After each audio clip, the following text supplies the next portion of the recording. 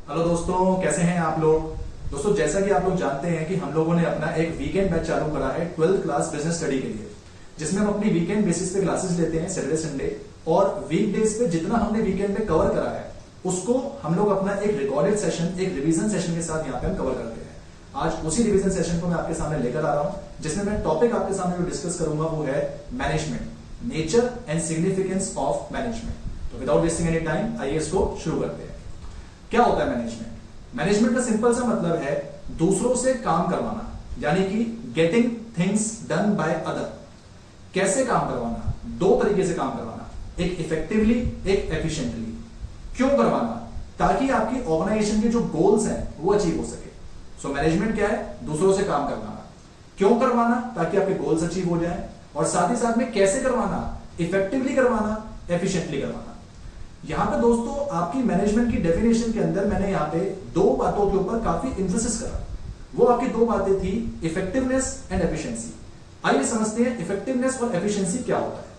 Effectiveness का मतलब होता है कि जस्ट आपने अपने काम को खत्म करना है एक स्टिपुलेटेड टाइम के अंदर, यानी जितना टाइम आपको अलॉट करा गया है, अगर आप उतने टाइम के अंदर अपने काम को खत्म कर देते हैं, देन इसका मतलब है कि आप इफेक्टिव है। बट एफिशिएंट होने के लिए आपने उसी काम को टाइम के अंदर तो खत्म करना है, पर ऑप्टिमम वे में करना है। ऑप्टिमम वे का मतलब होता है कि आप उस काम को मिनिमम वेस्टेज, मिनिमम कॉस्ट और लेस एफर्ट्स के साथ खत्म करो, ताकि रिटर्न आपका मैक्सिमाइज हो और आपके जो एफर्ट्स लगे, आपकी जो कॉस्ट लगी है, वो आपकी बिल्कुल मिनिमाइज होनी चाहिए। इन शॉर्ट, अगर मैं आपसे कहूं इफेक्टिव होने का मतलब है, मैंने आपसे कहा कि एक महीने के अंदर आप 100 यूनिट मुझे बना के दिखाओ, आपने बना के दिखा दी तो आप इफेक्टिव है।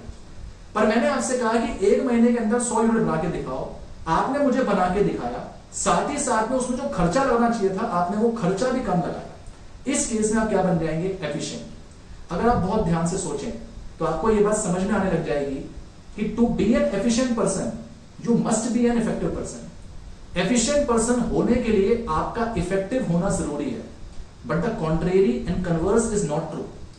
एक इफेक्टिव पर्सन होने के लिए एफिशिएंट होना जरूरी नहीं है। इफेक्टिव पर्सन एफिशिएंट पर्सन हो भी सकता है, नहीं भी हो सकता, depending upon the cost undertaken, कि उसने कॉस्ट कितनी अंडरटेक करी, उसने खर्चा कितना लगाया, उसने एफर्ट्स कितने लगाए। अगर एक इफेक्टिव आदमी कम खर्चे में काम करता है तो वो एफिशिएंट कहलाता है। अगर एक इफेक्टिव आदमी ज्यादा खर्चे में काम करता है तो वो सिर्फ इफेक्टिव कहलाता है। लेकिन एक एफिशिएंट आदमी हमेशा इफेक्टिव तो कहलाएगा, क्योंकि काम तो वो खत्म कर ही रहा है। काम खत्म करने के साथ साथ वो यहां पे उस काम को बेस्ट पॉसिबल मैनर के साथ खत्म कर रहा है, इसलिए वो क्या कहला रहा है? एफिशिएंट। तो अगर मैं यहां पे कंक्लूड करूं, मैनेजमेंट का मतलब है दूसरों से काम करवाना इफेक्टिवली एंड एफिशिएंटली, ताकि ऑर्गेनाइजेशनल के जो गोल्स हैं वो अचीव होकर चल सके। So it means getting things done by other. पहली चीज, how effectively and efficiently so that organisational goals can be accomplished. It is simple as management. इसको हम बोलते हैं मैनेजमेंट। यहां पे मैं आपके साथ कुछ एग्जांपल्स भी डिस्कस करने चाहूंगा, जिन एग्जांपल्स को मैंने इफेक्टिवनेस और एफिशिएंसी के बेस पे अलग करा है। आप अपनी स्क्रीन पे देख सकते हैं, वो एग्जांपल आपके सामने डिस्प्ले होगा। आइए देखते हैं। मैं बताऊंगा। हाँ जी, तो आपके सामने एग्जांपल जो डिस्प्ले हो रहा होगा, आप इस एग्जांपल के अंदर साफ साफ देख सकते हैं कि एक मैनेजर अपने एम्प्लॉय से कह रहा है कि आप एफिशिएंट नहीं है, आप खाली इफेक्टिव है। तो वो क्यों एफिशिएंट नहीं है और वो क्यों इफेक्टिव है, उसके नीचे कारण पढ़िए। हमने उसको जो टारगेट दिया था वो दिया था 10,000 यूनिट्स का। उसने ये टारगेट पूरा तो करा है, लेकिन एक्स्ट्रा टाइम, ओवर टाइम करके पूरा करा है। आप सोचिए दोस्तों, अगर एम्प्लॉयज अपना ओवर टाइम करेंगे तो मैनेजर को भी तो उनके ओवर टाइम के लिए उनको सैलरी देनी पड़ेगी। दैट मींस टारगेट कंप्लीट जरूर हो रहा है, लेकिन टारगेट कंप्लीट करने के लिए एक्स्ट्रा कॉस्ट दी जा रही है। इसलिए मैनेजर यहाँ पे मोनू भाई साहब से कह रहा है कि जनाब आप इफेक्टिव तो हैं, लेकिन आप यहाँ पे एफिशिएंट बिल्कुल भी नहीं है। तो ये बात हमें समझना बहुत ज्यादा जरूरी है कि एक एफिशिएंट पर्सन होने के लिए आपने अपने टास्क को बेस्ट पॉसिबल मैनर के साथ साथ आपने उसको पूरा करके चलना है।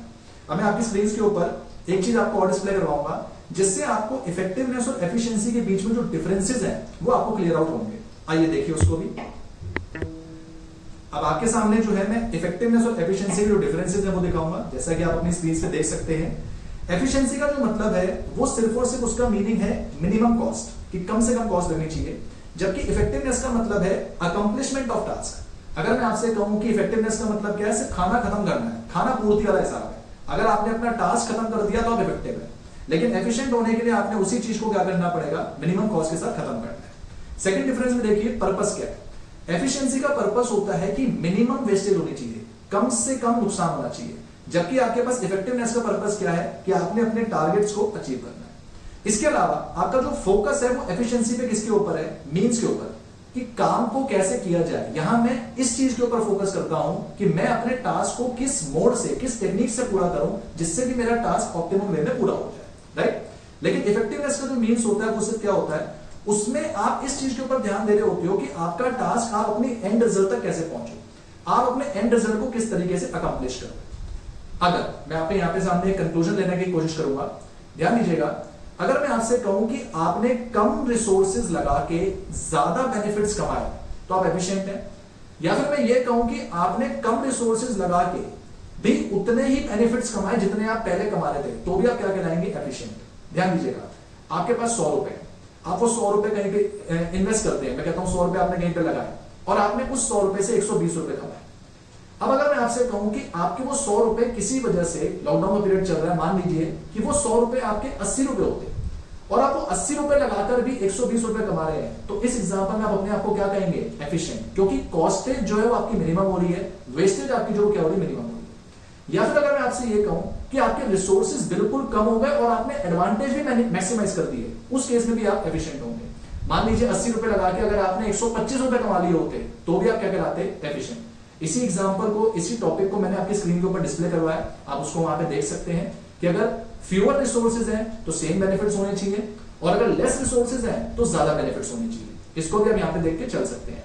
नाउ अब मैं आपके सामने कुछ केस स्टडीज जो हैं आपको वो भी दिखाना चाहूंगा। मैंने 3 एग्जांपल आपके लिए सिलेक्ट करे हैं जिसमें आप इफेक्टिवनेस को और एफिशिएंसी को इजीली डिफरेंशिएट कर सकते हो कि आपने कैसे करना है। आइए उसको भी देखते हैं। तो अगर आप अपनी केस स्टडी में ध्यान दें, पहली केस स्टडी देखिए। कंपनी ने अपने एम्प्लॉयज को टारगेट दिया है कि वो 10,000 यूनिट्स बनाए, कितने रुपए पे, 150 रुपीज पे, 150 पर शर्ट के हिसाब से आपने बनाना है।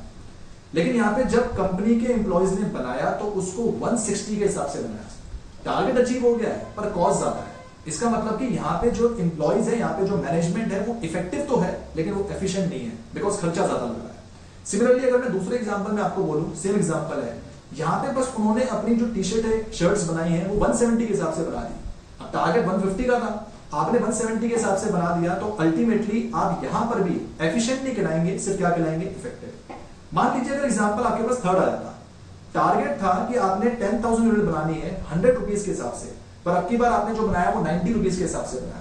इसका मतलब कि इस पर्टिकुलर एग्जांपल में आप इफेक्टिव तो हो गए लेकिन साथ में एफिशिएंट भी हो गए, बिकॉज आपका जो खर्चा लगना चाहिए था वो खर्चा भी आपका क्या हो गया, कम हो गया।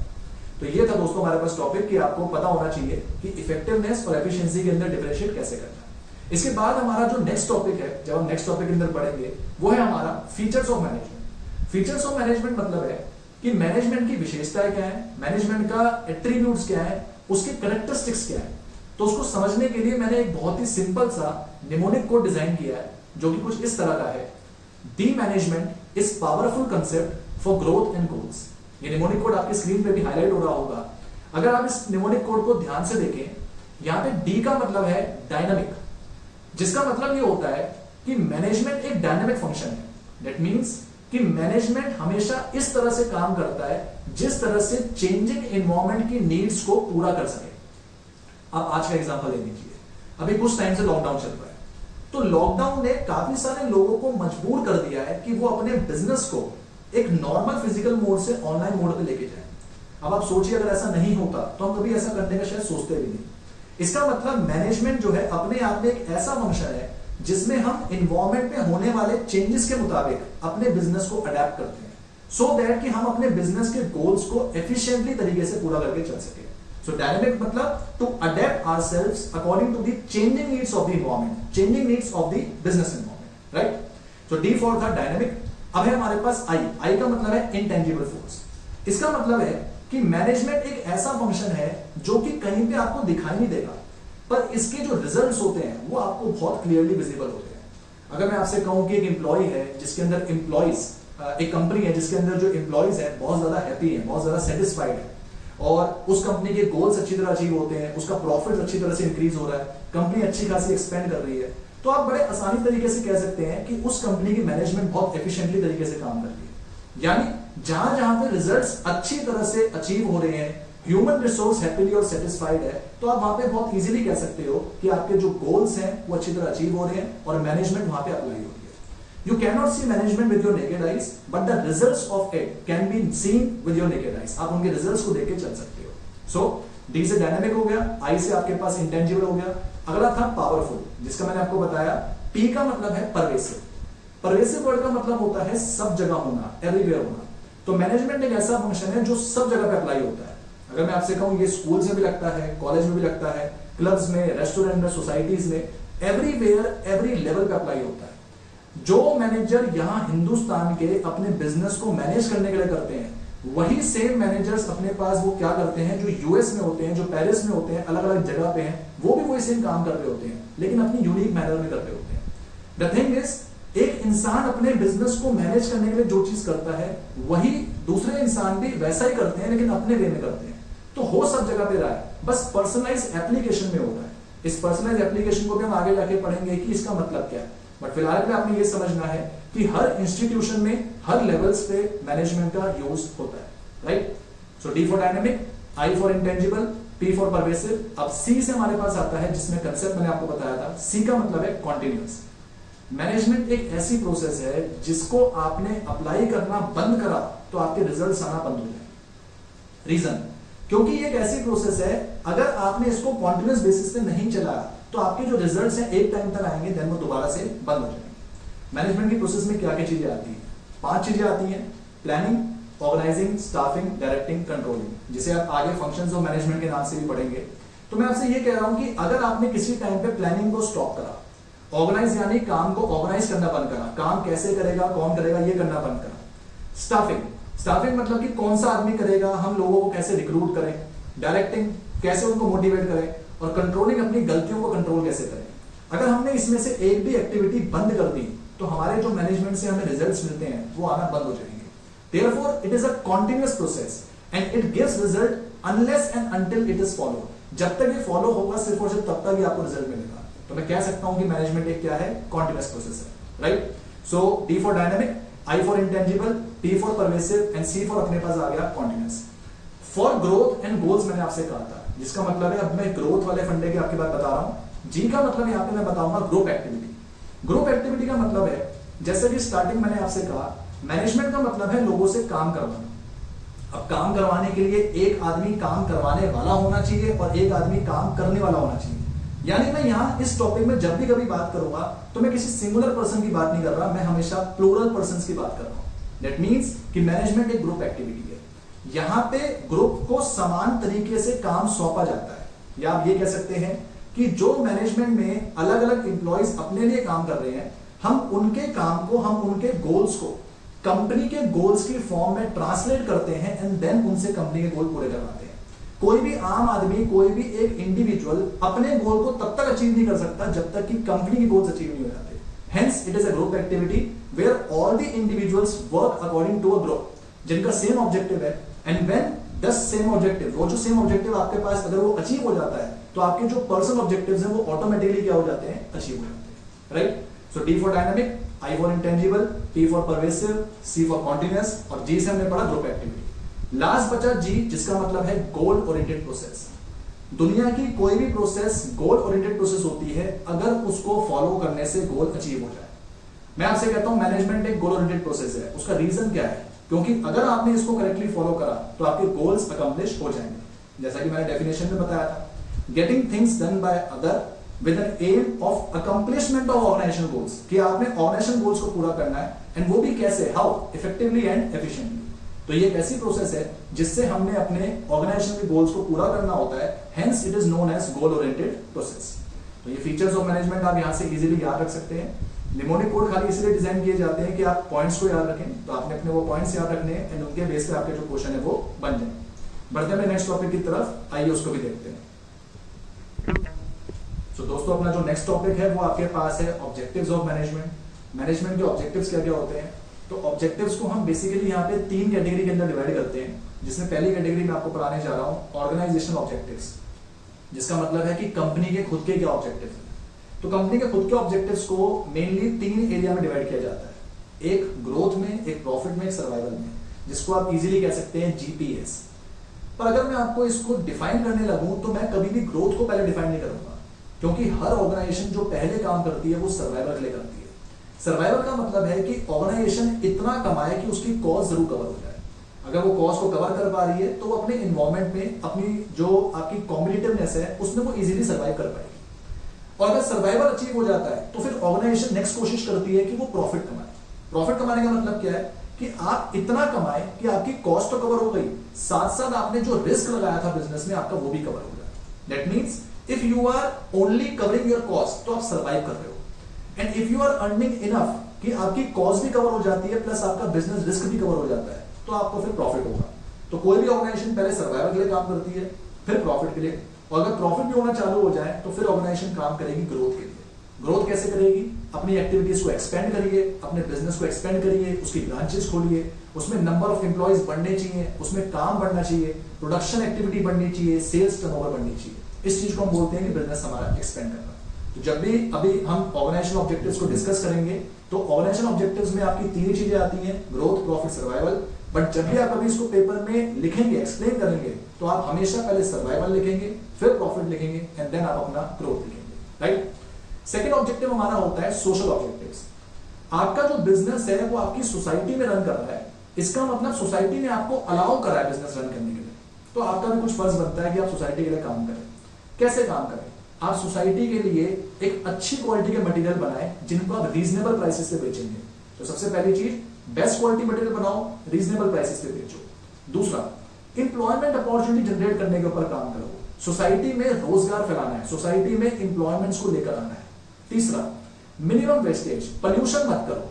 अगर आपका कोई ऐसा काम है जिससे आप अपना कोई वेस्ट डिग्रेड करते हो तो उस वेस्ट को डीकंपोज करना, उसको रिसाइकल करने के बारे में सोचो, जिससे सोसाइटी को कोई भी हानि ना हो।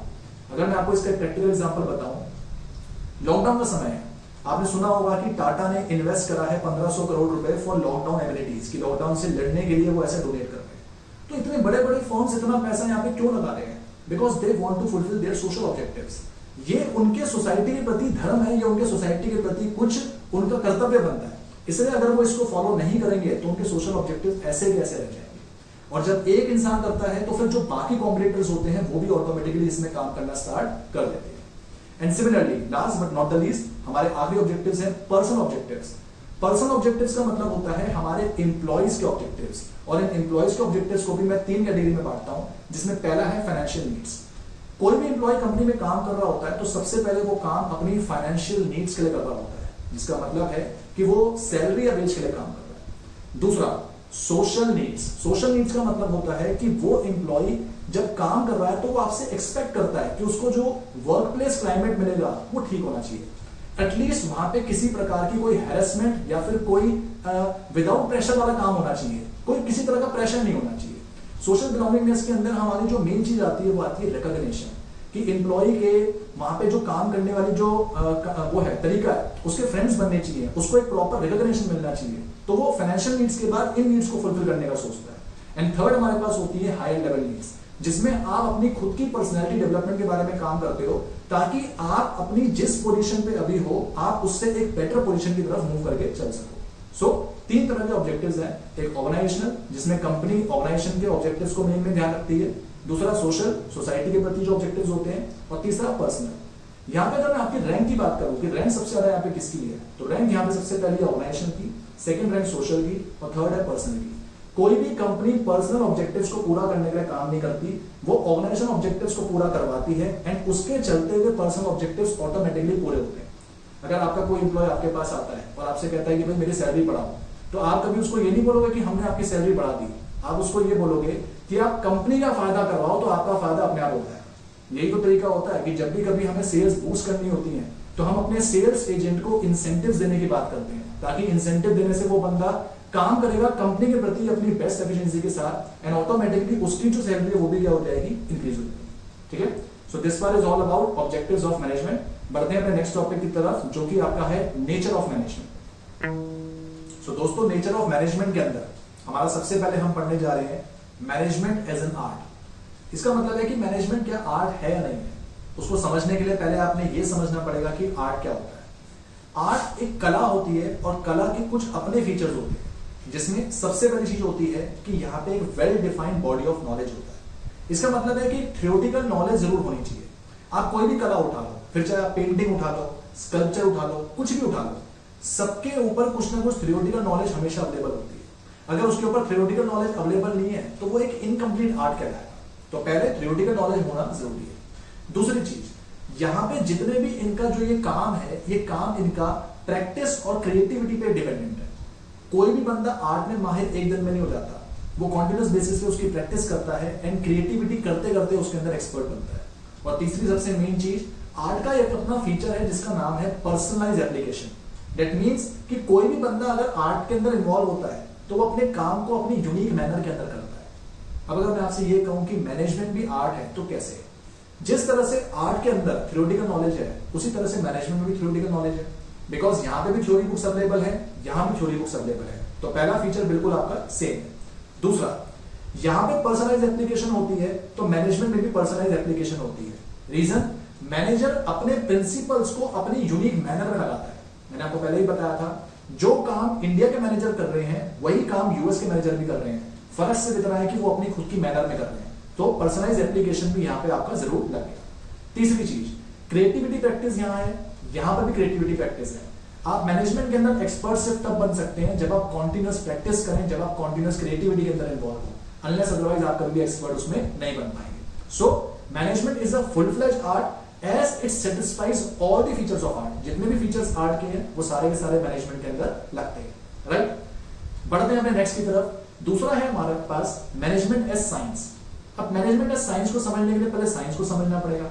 तो साइंस का मतलब क्या है? साइंस भी एक well defined body of knowledge है जिसके प्रिंसिपल्स एक्सपेरिमेंट्स के ऊपर बेस्ड है, ऑब्जर्वेशंस के ऊपर बेस्ड है।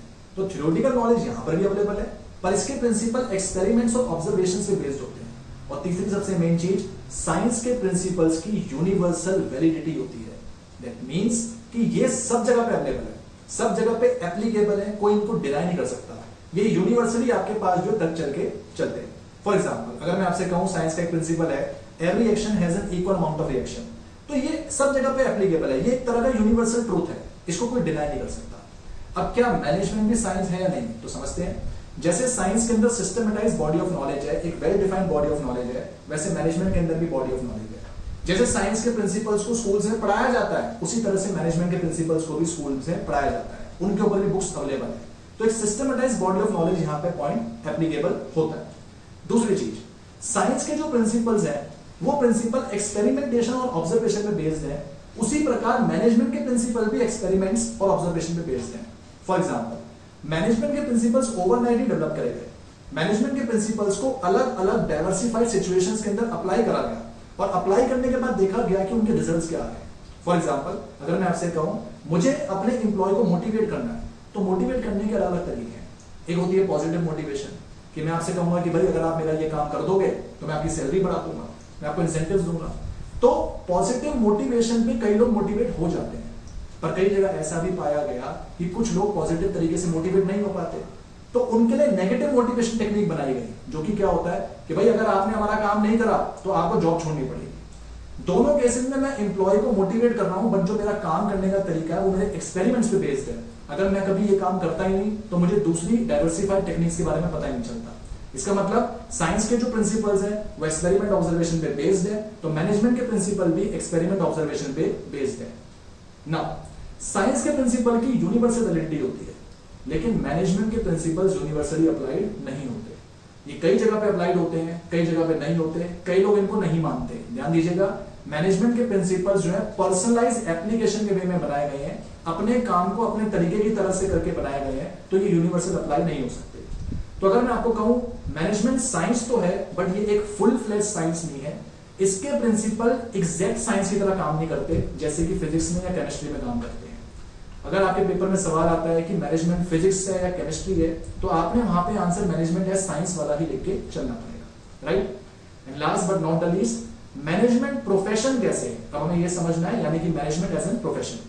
उससे पहले आपको समझना पड़ेगा कि प्रोफेशन क्या होता है। तो प्रोफेशन आपने अपनी 11th क्लास में भी पढ़ा है। ये एक ऐसी इकोनॉमिक एक्टिविटी है जिसके अंदर आप स्पेशलाइज्ड सर्विस देते हो। और क्या अर्न करते हो, अपनी फीस।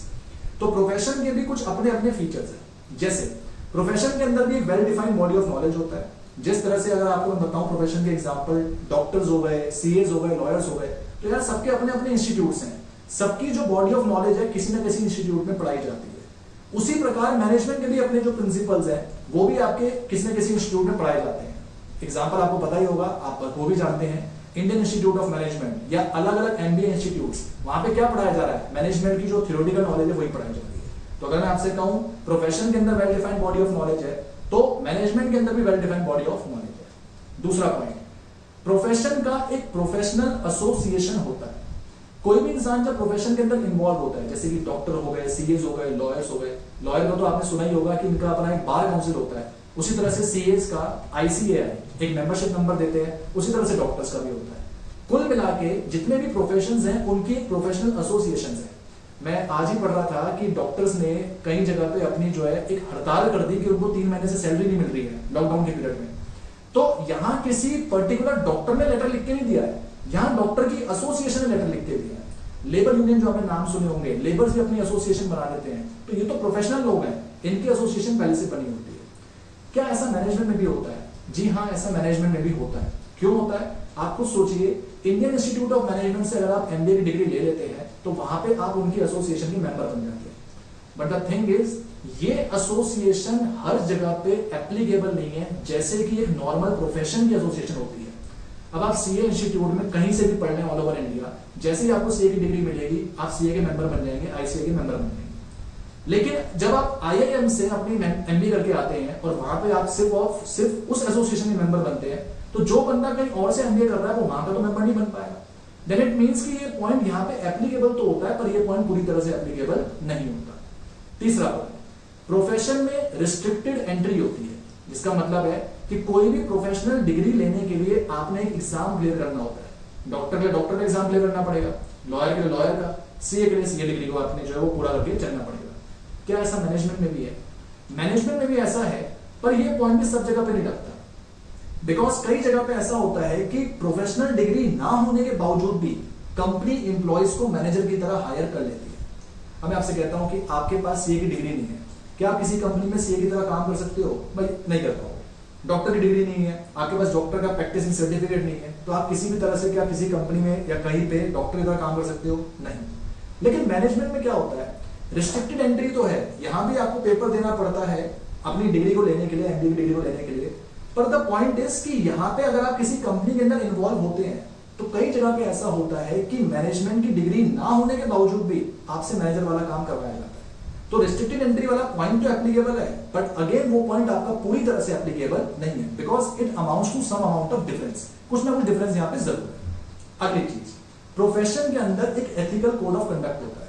जैसे सीएस का एक एथिकल कोड ऑफ कंडक्ट है, जिसमें सिखाया जाता है कि आपकी इंटेग्रिटी होनी चाहिए, आपके पास ऑनेस्टी होनी चाहिए, कॉन्फिडेंशियलिटी होनी चाहिए। अब मान लो अगर मैं टाटा का ऑडिट कर रहा हूं तो मेरे को इतना खुद पे ध्यान रखना है कि भाई टाटा की फाइल्स उठा के मैं रिलायंस को जाके ना दे दूं, कि कॉम्पिटिटर को जाके मैं डिस्क्लोज ना कर दूं।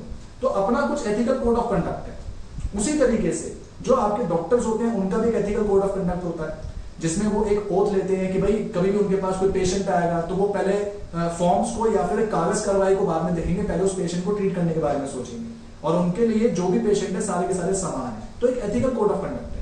ऐसे मैनेजमेंट में भी एक एथिकल कोड ऑफ कंडक्ट होता है, बट वो ethical code of conduct all over applicable नहीं है।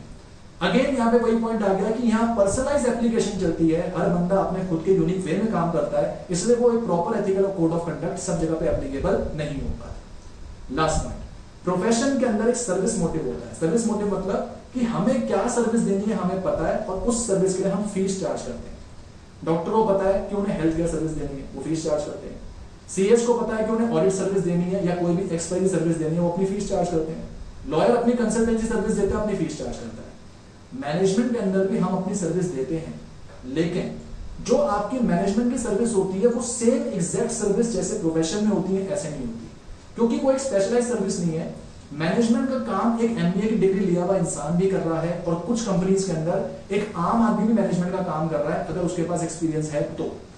दैट मीन्स कि यहाँ पे सर्विस मोटिव मैनेजमेंट के अंदर होता तो है, पर वो सर्विस मोटिव एग्जैक्ट मैनेजमेंट का प्रोफेशन की तरह नहीं है। तो अगर आपसे कहा जाए कि क्या मैनेजमेंट प्रोफेशन है, मैनेजमेंट के कुछ फीचर्स प्रोफेशन जैसे हैं पर वो कंप्लीटली प्रोफेशन जैसा नहीं है। अगर आपसे पूछा जाए मैनेजमेंट कंप्लीटली किस तरह से है, तो आप सिर्फ उसमें ये जवाब देंगे कि मैनेजमेंट कंप्लीटली आर्ट की तरह। मैनेजमेंट साइंस भी कंप्लीटली नहीं है और मैनेजमेंट प्रोफेशन भी कंप्लीटली नहीं, राइट।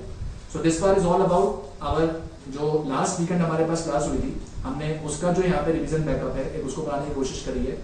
वीडियो आपको पसंद आती है तो आप चैनल को सब्सक्राइब कर सकते हैं, वीडियो को लाइक कर सकते हैं, शेयर करिए, कमेंट सेक्शन में जाके अपने डाउट्स बताइए, और साथ ही साथ में मैं आपको डिस्क्रिप्शन बॉक्स में यहाँ पे जितना मैंने यहाँ पे आपको केस स्टडीज बताई, जो टॉपिक्स बताए, उनकी पीडीएफ भी आपको मैं यहाँ पे अपलोड करवा के दे दूंगा।